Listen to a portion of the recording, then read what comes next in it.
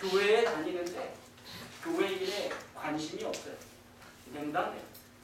교회에 무슨 일이 있는지, 교회가 전도회를 하는지, 교회가 봉사활동을 하는지, 교회에 어린 학교를 하는지, 어린 성경학교를 하는지 관심이 없어요.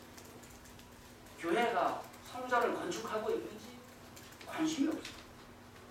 냉담하게 되면 뭐가 사라지는 거예요? 감사가 사라져요. 감격이 없어요. 냉담한 사람에게는 감격이 없어요. 감격이 없으면 감사가 사라지는 것입니다. 교회의 여러 일 가운데 열정적으로 참여하면 얼마나 감사가 넘치는지.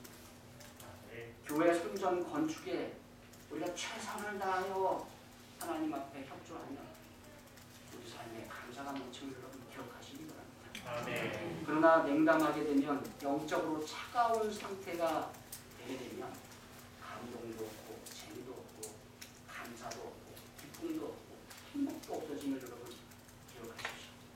하나님을 믿되 신앙생활을 하되 미지근한 신앙생활을 하게 되는 거예요.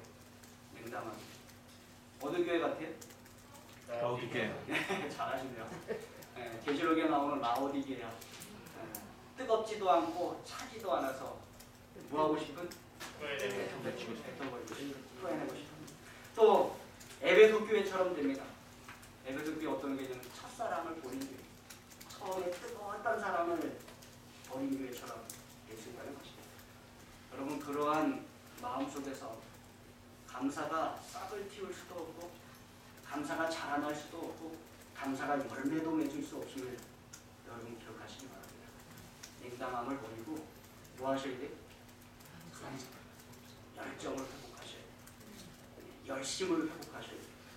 그래서 봉사에 대한 열심을 회복하고 그리스도의 사랑에 대한 열심을 회복하고 성경 연구에 대한 근면함을 회복하고 예배에 대한 열정을 회복하는 것입니다.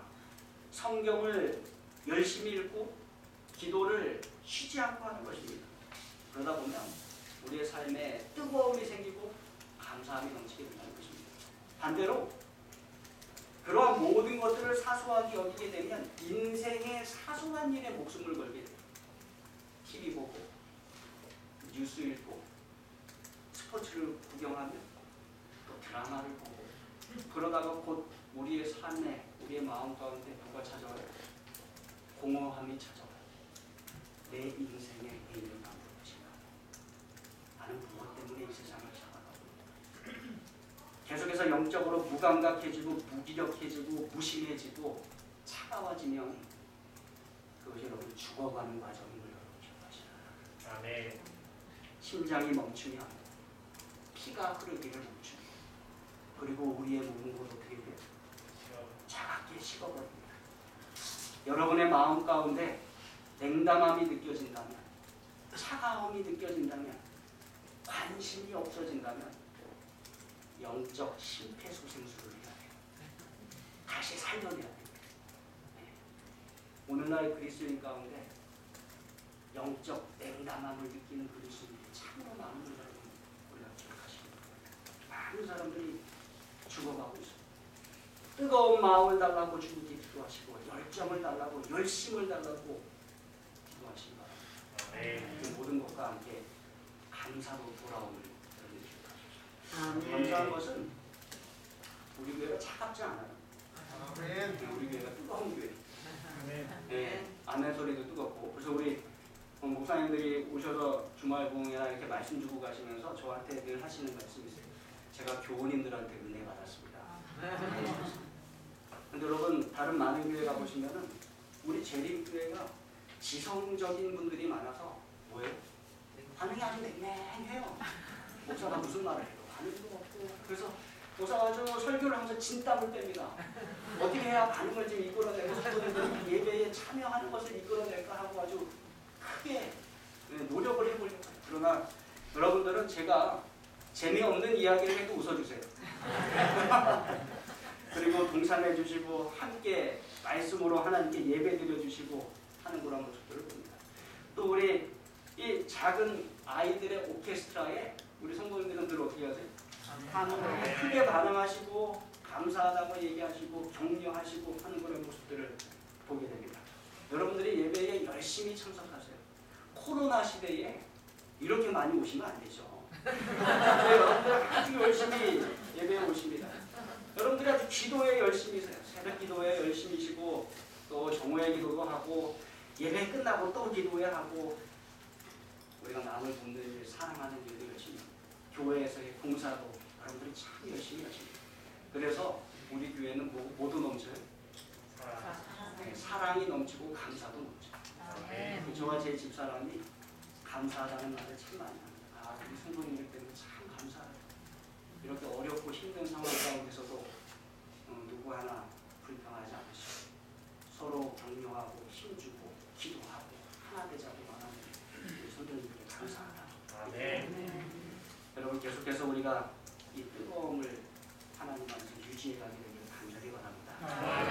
우리가 감사가 넘치는 기회가 될 것입니다. 오늘 우리는 우리의 감사를 방해하는 세 가지를 추가적으로 살펴보았습니다. 첫 번째부터 지난번에 배운 첫 번째부터 보시면 첫 번째 무엇이 우리의 감사를 방해해요? 하나님을 의심하는 것. 두 번째 세 번째 세상의 사랑. 네 번째 다섯 번째 여섯 번째 여러분 어떠한 형태로든 이 6가지 가운데 여러분의 감사를 맡고 있는 무엇이 하나라도 있다면 그것은 하나님 앞에 죄임을 여러분 기억하시기 바랍니다. 왜냐하면 모든 일에 감사하는 것이 하나님의 명령인데 그 어떠한 한 형태가 우리 가운데 있어서 감사를 맡고 있다면 그것은 하나님께 죄가 되는 것입니다.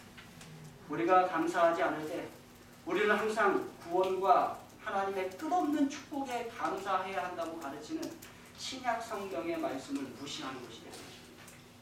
우리는 말로 표현할 수 없는 그리스도의 선물을 받았음을 기억하십시오. 구원에 감사하고 죄와 사망을 이긴 것에 감사하고 우리의 모든 필요를 완전히 공급하시는 하나님의 인도하심에 감사하고 우리가 알 영광의 소망에 감사하고 말씀의 능력에 감사하고 기도의 능력에 감사하고 하나님의 선하심과 하나님의 긍휼과 결코 실수하지 아니하시는 하나님의 능력에 감사하고 생명과 호흡에 감사하고 우리가 결국 가게 될 천국에 감사하고 모든 것에 감사하게 되는 것입니다.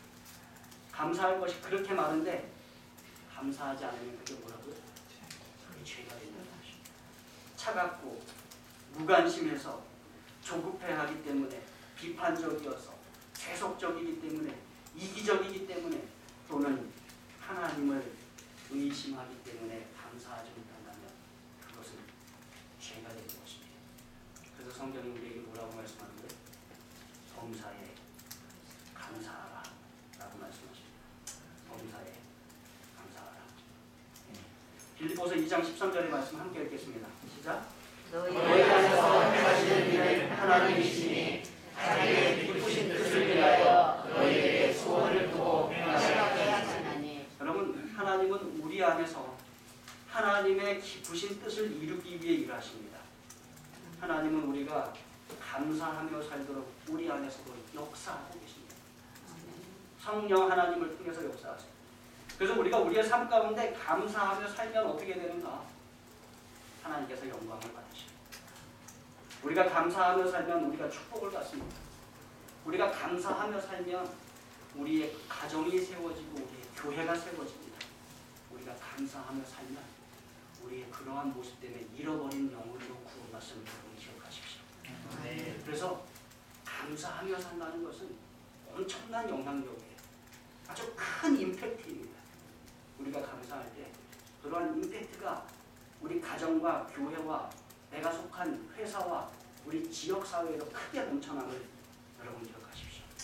그래서 우리 교회에 하나님께서 요구하시는 것 무엇인가? 항상 기도하면서 쉬지 말고 기도하면서 범사에 감사하라. 그래서 이것이 저와 여러분의 영적 의무임을 기억하십시오. 아멘. 우리 영적으로 이루어가야 하는 일이에요. 성령의 능력을 힘입어 이루어가는 것입니다.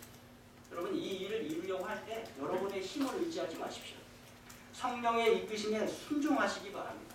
그러면 이끄심에 순종하다 보니까 기뻐하게 되고, 이끄심에 순종하다 보니까 기도하게 되고, 이끄심에 순종하다 보니까 감사하는 일이 넘쳐나게 되는 것입니다. 아멘. 그리고 그거 할 때 우리가 천국 가는 자격 얻게 됩니다. 기억하십시오. 가려 뽑은 그 기별 1권에 있는 말씀입니다. 제가 읽어드리겠습니다. 어린아이에게나 어울릴 기질, 습관 및 품성의 특징들을 그대로 가진 채 자라난 아이로서는 그곳에 들어갈 자가 하나도 없다. 무슨 말씀입니까?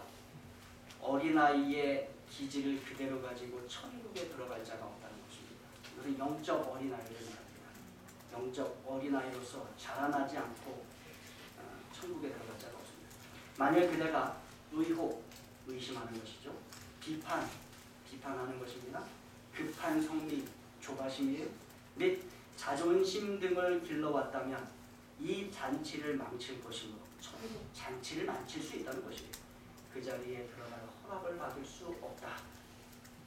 이 문을 통과하여 들어간 모든 자들은 하늘의 배틀로 짠 혼인 예복을 입은 자들이다. 아멘. 여러분, 그런 모든 우리의 감사를 방해하는 정신들을 버리고 예수 그리스도의 의로 짜여진 하늘 배틀로 짠 혼인 예복을 입는 저와 여러분에게 간절히 바랍니다. 아멘. 성령의 음성에 순종하십시다. 아멘. 그 안에서 감사를 이루어가는 저와 여러분에게 바라면서 말씀을 마치겠습니다. 아멘.